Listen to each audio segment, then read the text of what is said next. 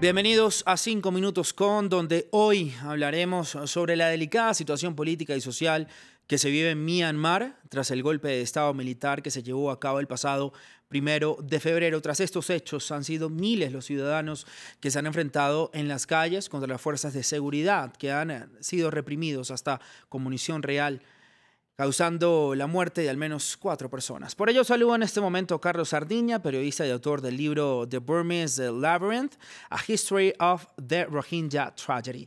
Gracias, Carlos, por estar aquí con nosotros en France 24. Las jornadas de protestas masivas contra el golpe de Estado militar en Myanmar siguen aumentando. Cuéntenos cuál ha sido el rol del ejército birmano en estos últimos años y cómo ha sido percibido actualmente por la sociedad.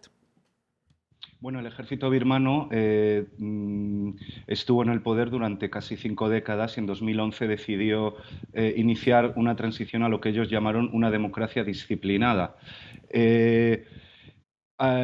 La transición más o menos funcionaba. Aung San Suu Kyi, la líder de la oposición democrática, ganó las elecciones en 2015, pero el ejército continuaba siendo bastante impopular.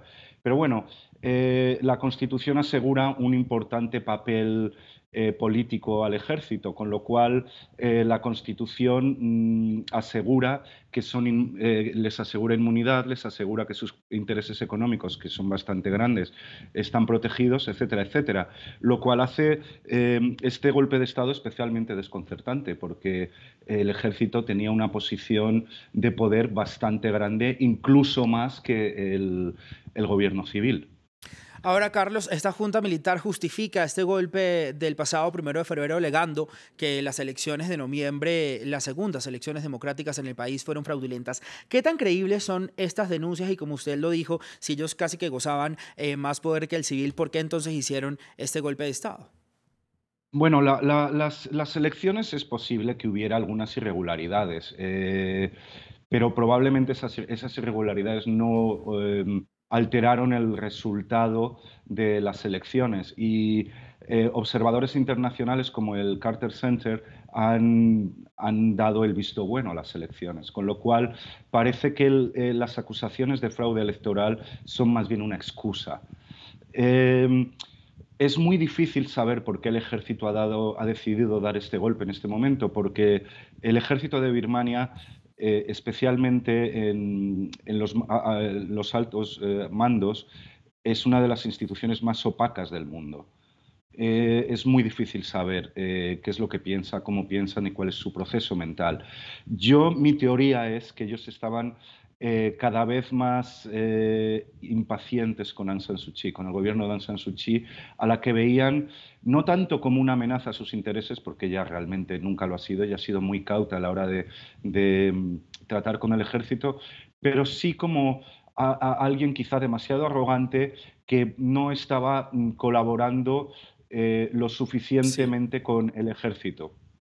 Entonces, quizá ha habido una serie de circunstancias que les han llevado a irritarse enormemente con ella y a dar este golpe. Ahora, rápidamente, Carlos, estos hechos de violencia de los últimos días han llevado a la comunidad internacional a imponer sanciones contra varios miembros del ejército birmano. Además, investiga una posible respuesta regional con los países de la ASEAN. ¿Qué tan efectivas serán estas sanciones y cuál es la mejor manera de enfrentar esta crisis? Yo creo que las sanciones no van a ser demasiado efectivas. Durante la anterior junta militar de 1988 a 2011, la comunidad internacional impuso sanciones y la junta militar era capaz de sobrevivir e incluso al aislar el país eran capaces de sobrevivir, de mantenerse en el poder.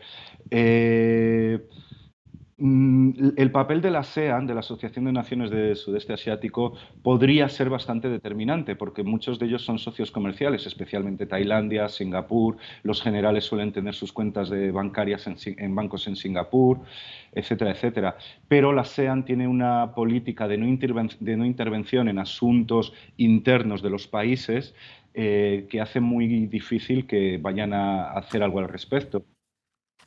Con lo Carlos, cual es entonces, difícil. perdón. Sí, es difícil saber cómo el contexto internacional puede influir en los generales. Carlos, gracias por estar aquí con nosotros en este segmento de France 24. Que tenga usted un feliz resto de día y ustedes continúen con nosotros para más actualización informativa.